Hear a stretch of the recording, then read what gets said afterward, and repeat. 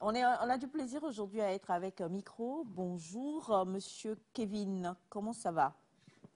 Alors, bonjour Aïcha et bonjour Elias, Light et puis Sandra. Sandra, voilà. Bonjour, Armand. monsieur. Armand. Armande. Ouais. Alors, c'est un plaisir pour moi de venir encore dans ce studio de Nectar. C'est vrai qu'il y a beaucoup de choses qui ont changé et félicitations. Ça, c'est mon coup de cœur. Ça, c'est le Et, coup de cœur. Alors, si tu dois te présenter, on va se tutoyer, hein, pas de souci. comme d'habitude. Si tu dois te présenter, qu'est-ce que tu dirais? Bah, je suis Maussé Kevin Da. Je suis psychologue du travail. Et bah, depuis 2017, j'accompagne les étudiants, les diplômés, dans la définition de leurs projets professionnels, histoire de les aider à améliorer leur employabilité. Et à ce jour, il faut dire que j'ai à mon actif plus de 300 apprenants accompagnés dans ce sens. Et pourquoi l'orientation professionnelle? Il y a beaucoup de personnes qui choisissent aujourd'hui des filières de formation, mais ils n'ont aucune idée de leur avenir professionnel. Ils ne savent pas quel métier ils feront une fois le diplôme obtenu.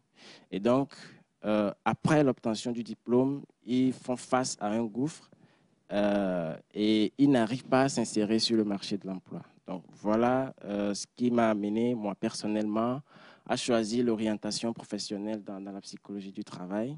Et je travaille dans ce domaine depuis quelque temps. Il faut dire aussi que, puisque à la base, je suis psychologue et je contribue également sur le site Mon Psychomag à sensibiliser la population parce qu'en Afrique, il y a beaucoup de problématiques que les gens associent à d'autres causes. Et alors qu'il y a la psychologie qui peut apporter, il y a la psychologie qui peut apporter des solutions.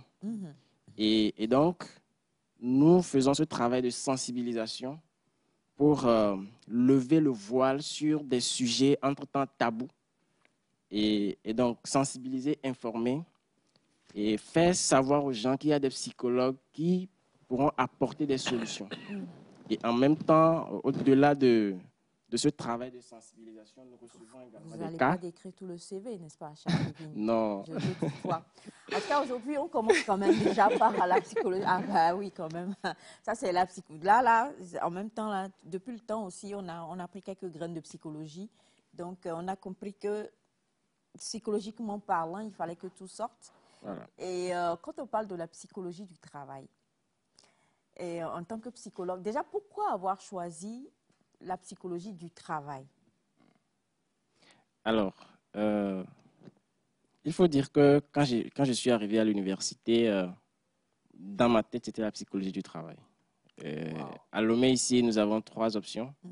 La psychologie de la santé, et la psychologie de l'éducation et la psychologie du travail. Donc, moi, je me suis dit tout de suite que c'est la psychologie du travail parce que j'aime bouger beaucoup et je me disais qu'avec la psychologie du travail, je peux vraiment faire ce que je veux. Je peux être au contact avec les gens, apporter des solutions dans les entreprises et avec les individus. Bon, c'est vrai qu'avec la santé, on est aussi en face de l'individu, on traite les problèmes d'autres personnels, que ce soit la dépression, les histoires euh, de stress et autres.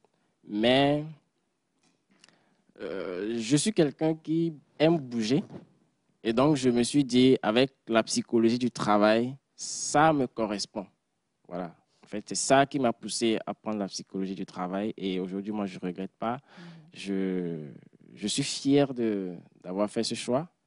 Et je suis satisfait de la psychologie du travail. Et si je dois refaire un choix, ce serait la psychologie du travail. Wow. Alors, ce qu'on voudrait comprendre, c'est est-ce que quand on parle de la psychologie du travail, c'est un peu comme ceux qui commencent en médecine et puis ensuite, après, chacun prend une spécialisation et va, ou alors ça englobe le tout. Parce qu'on sait que, tu me diras si je me trompe, quand on parle de psychologue du travail, ça veut dire que même au sein d'une société, vous pouvez, vous les psychologues du travail, interagir sur un membre de cette société-là, de cette entreprise-là, qui passe par une dépression peut-être, qui passe par du stress ou bien par autre chose. Explique-nous un peu comment ça se déroule, s'il te plaît. Alors, comment ça se passe au Togo? Comme je le disais, nous avons 3 spécialités. Et la première et la deuxième année de licence à l'université entrent en commun.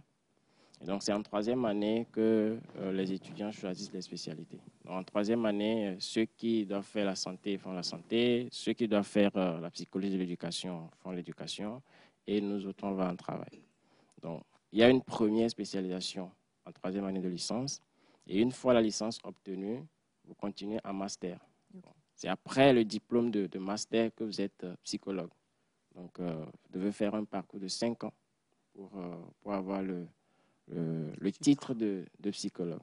Et après, bon, après le master, selon les spécialisations de chacun, vous pouvez poursuivre un doctorat.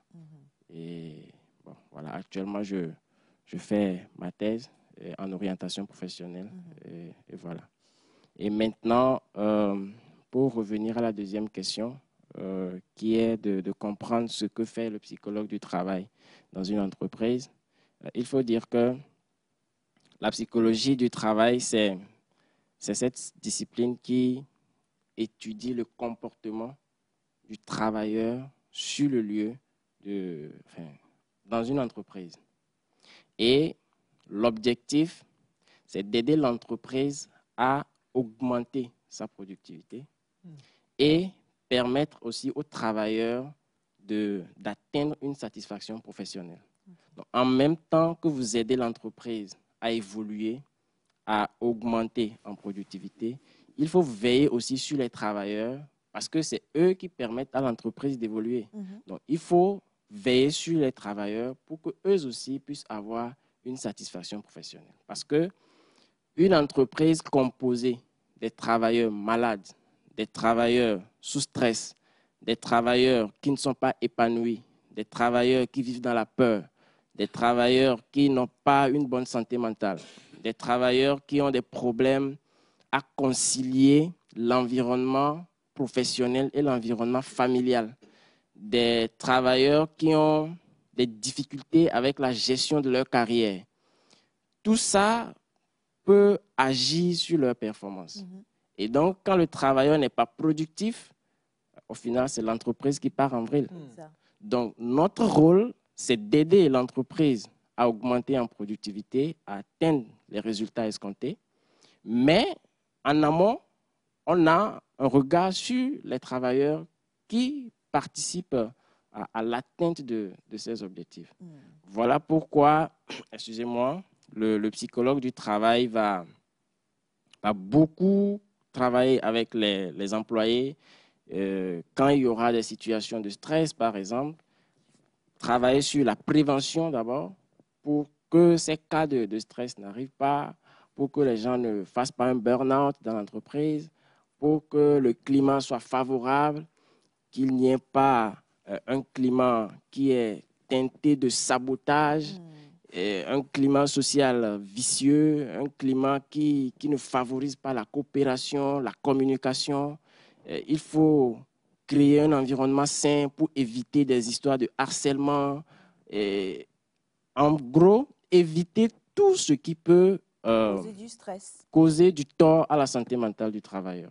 Alors, chez nous ici, vu que quand tu as commencé, tu as parlé justement du Togo, et on sait qu'il y a un lourd secteur informel. Il n'y a pas d'entreprise. Il n'y a pas, en tout cas, il y a des entreprises, mais il n'y a pas de, comment dire, d'habitacle pour ces entreprises-là. Beaucoup, le marché, voilà, sont tous des entrepreneurs.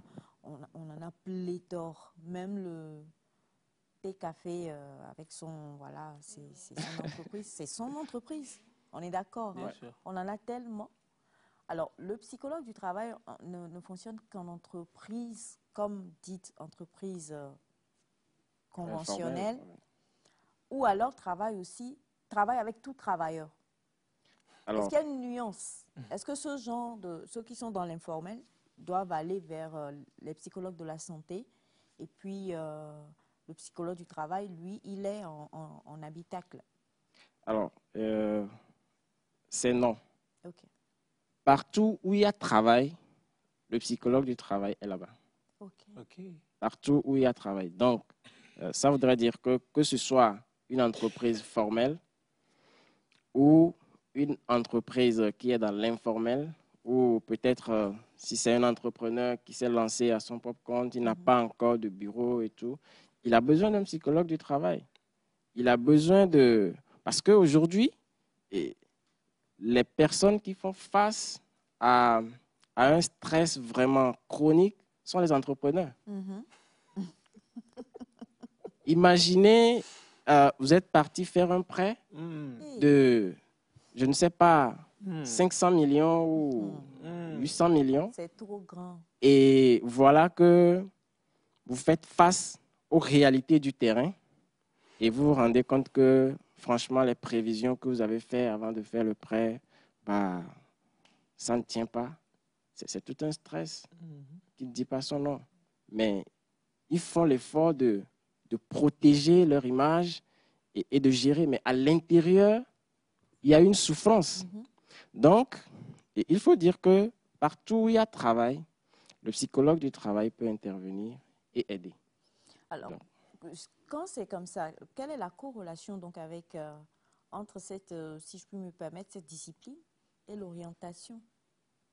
Ouais. La question, elle est pertinente.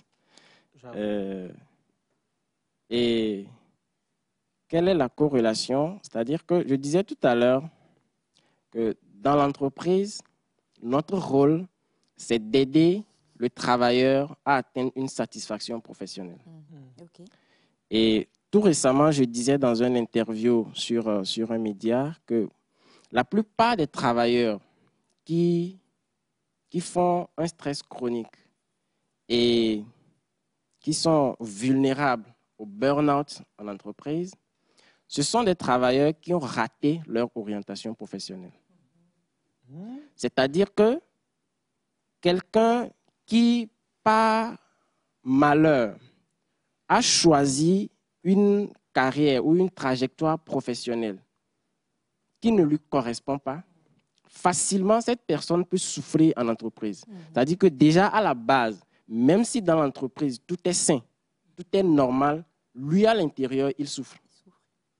Donc, prenons cette personne qui est maintenant dans un environnement qui n'est pas sain. Il va souffrir doublement. Et rapidement, lui peut faire un burn-out et capoter. Donc, l'orientation professionnelle touche également au champ d'action du psychologue du travail pour aider les gens à se retrouver sur leur trajectoire professionnelle avant d'arriver en entreprise. Et même dans l'entreprise, je parlais tout à l'heure de la gestion de la carrière. Il faut accompagner les travailleurs dans leur carrière et à élaborer leur projet professionnel et à faire le bilan de compétences. Et tout récemment, j'ai reçu un travailleur. Il est dans une entreprise. Il a un bon salaire, mais il ne se retrouve pas. Il ne se retrouve pas. Il a un problème d'orientation professionnelle. Et actuellement, nous sommes en train de faire son bilan de compétences. Et le bilan de compétences a pour rôle justement d'aider le travailleur à faire un état des lieux sur ce qu'il est, ses propres compétences, quelles sont les compétences qu'il a mais dont il ne prend pas conscience, quelles sont les choses qu'il peut développer, où est-ce qu'il peut encore explorer, quelles sont les perspectives professionnelles qu'il peut explorer et tout, pour pouvoir redessiner son plan. Donc, voilà un peu le lien qu'il y a entre l'orientation professionnelle et la psychologie du travail. Madame Armand. Vous êtes engagé par une entreprise pour que vous puissiez venir suivre les employés de l'entreprise et que vous remarquez qu'il y a quelqu'un qui ne se retrouve pas, que vous l'accompagnez et que finalement cette personne se dit « Ah, finalement mon poste ici dans cette entreprise ne me sied pas, je vais aller me chercher ailleurs » et que l'entreprise, en fait, cette personne est un maillon fort pour l'entreprise. Comment est-ce que vous avez à gérer parce que vous avez été employé par l'entreprise. Comment vous faites en fait? par rapport à ce cas? C'est-à-dire que le lourde question.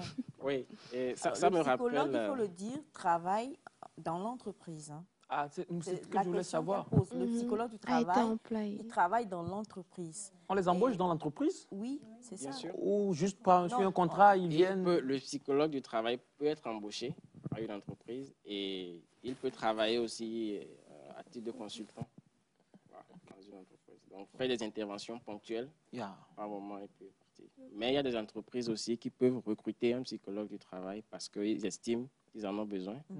Et voilà. D'accord.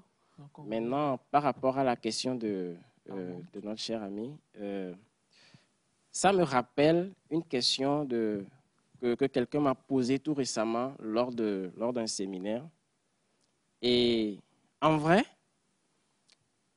quand le travailleur ne se retrouve pas, l'entreprise n'exploite pas encore son plein potentiel. Donc, techniquement, peut-être qu'il se trompe qu'il est un maillon, mais il peut être plus que ça. C'est vrai. Très Parce vrai. qu'en réalité, si la personne n'est pas dans son couloir professionnel, il ne peut pas exploiter son potentiel. Il faut le mettre là où il est bon, Oui.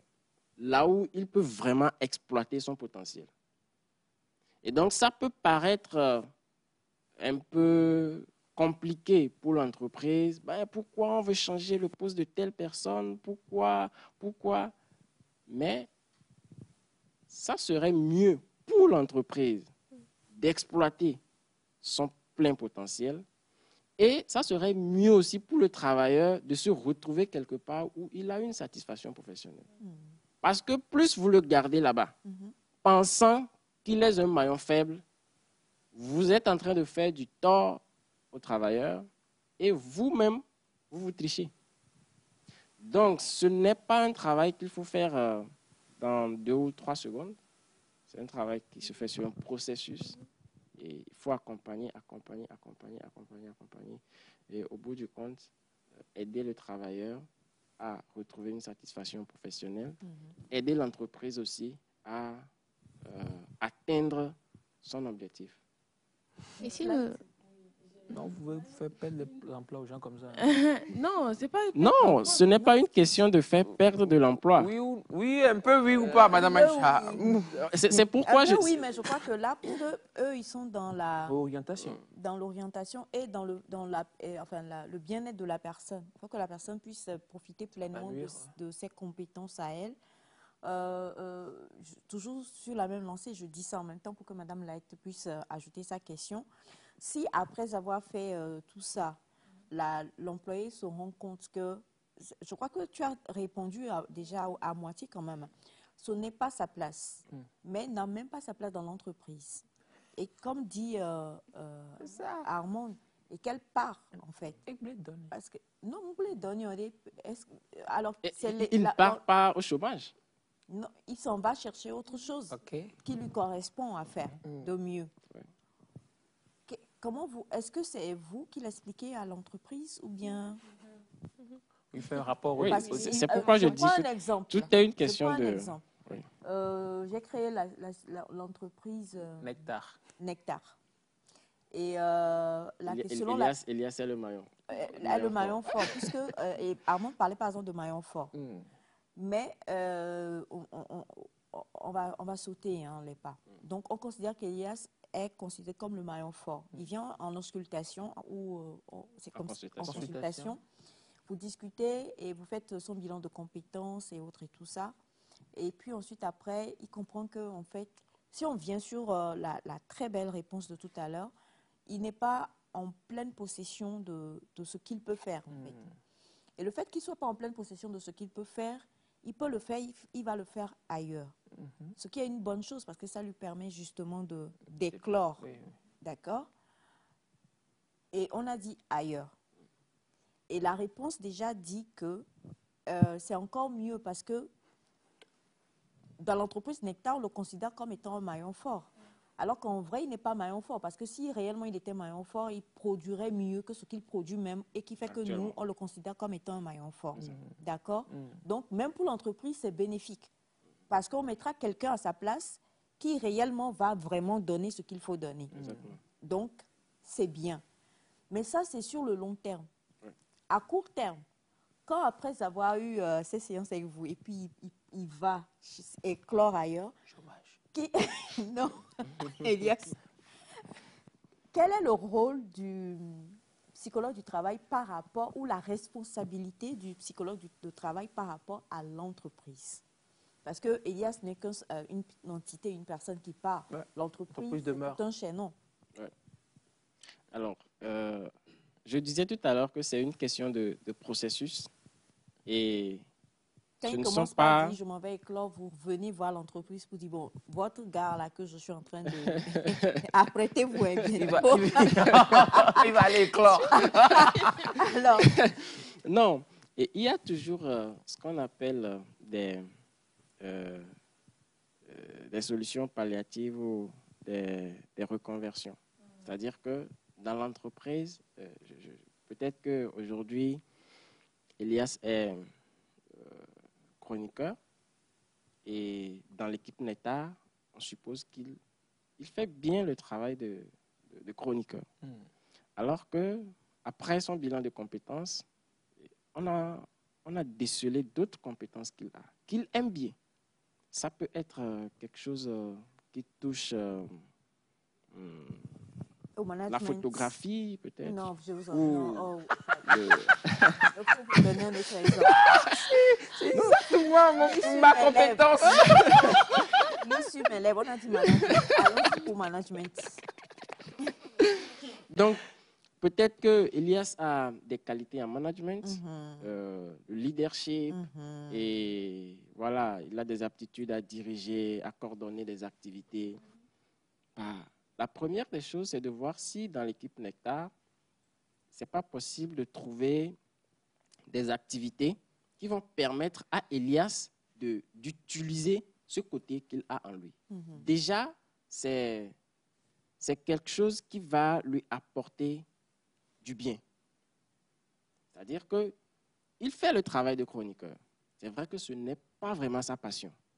Mais au sein de l'équipe Nectar, il est arrivé à trouver une autre activité qui lui permet de coordonner. Et il exploite ainsi ce côté du management. Il a déjà sa satisfaction.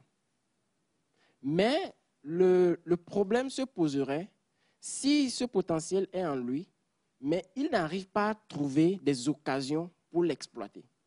Voilà pourquoi dans des entreprises, vous allez remarquer qu'il y a des gens qui occupent un poste donné, mais à côté, ils ont toujours un côté qui touche à ce qu'ils aiment, leur passion, ou dans l'environnement hors professionnel, à la maison. Ils ont forcément quelque chose qu'ils font qui leur permet d'exploiter ce côté caché en eux.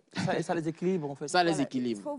Et donc ça, ce sont des pistes de solutions ou des alternatives qu'on arrive à trouver avec les travailleurs, histoire de les aider. Parce que quand le potentiel est là, mais il n'est pas utilisé, ça va se fermenter en vous. Vous allez sombrer. Il faut forcément, et sans même le vouloir ou sans même le savoir, beaucoup de personnes le font. Vous êtes dans une entreprise, vous travaillez, vous avez de l'argent, mais vous remarquez qu'il y a quelque chose qui vous manque. Et à la maison, ou à la maison, vous avez des activités que vous faites vous-même, vos passions, peut-être le week-end, et ce sont des choses qui vous permettent de vous épanouir, de vous développer.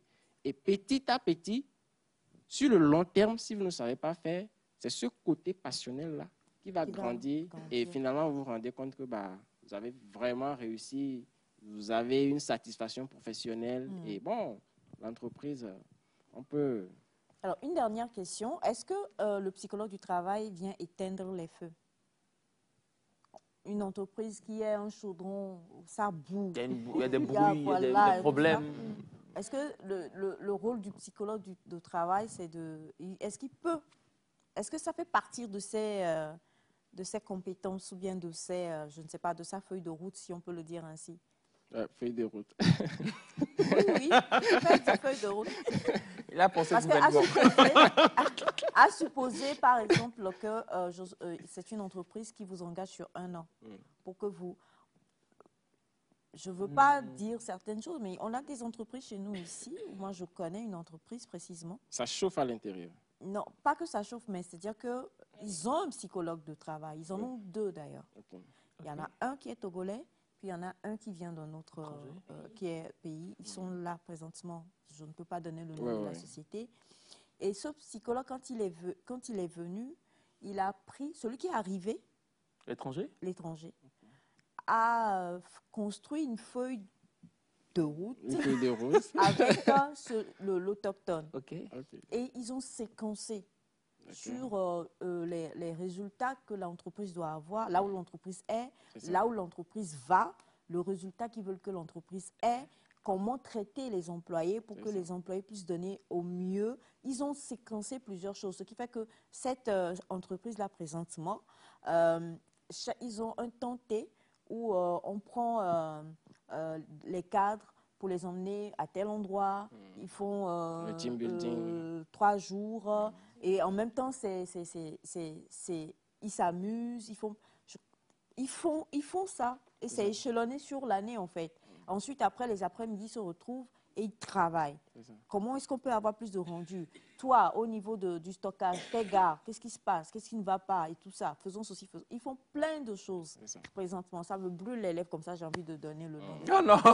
Vous pouvez des signes. Hein. vous donnez l'envie à Elias de s'y rendre. Alors, est-ce que si par exemple ce genre d'entreprise, ça bouillonne, parce que peut-être il y a X ou Y raison, est-ce que le rôle du psychologue du travail, c'est ça? Est-ce que le psychologue du travail travaille aussi de connivence avec les ressources humaines? Oui. D'abord, pour répondre à votre question, je dirais que, supposons que le psychologue du travail est consultant, et une entreprise lui fait appel, ça dépend de l'objectif qu'on lui a donné. Qu'est-ce qu'on veut de lui? Ou qu'est-ce que vous voulez du psychologue du travail?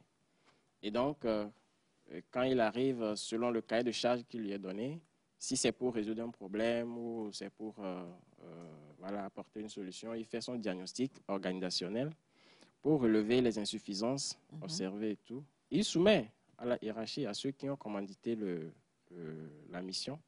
Et il faut qu'avec l'entreprise, tout soit OK. Et il fait son travail en accord avec l'organisation. Donc, l'atteinte de l'objectif dépend de la demande. De l'entreprise. Exactement. C'est-à-dire que vous venez faire ce qu'on vous a demandé de faire. D'abord. Donc, si justement c'est pour éteindre le feu, on sait qu'il y a le feu et on appelle le psychologue du travail. Venez, aidez-nous, on va éteindre le feu. Mais si on vous a appelé pour autre chose et vous remarquez qu'il y a feu. Vous taisez.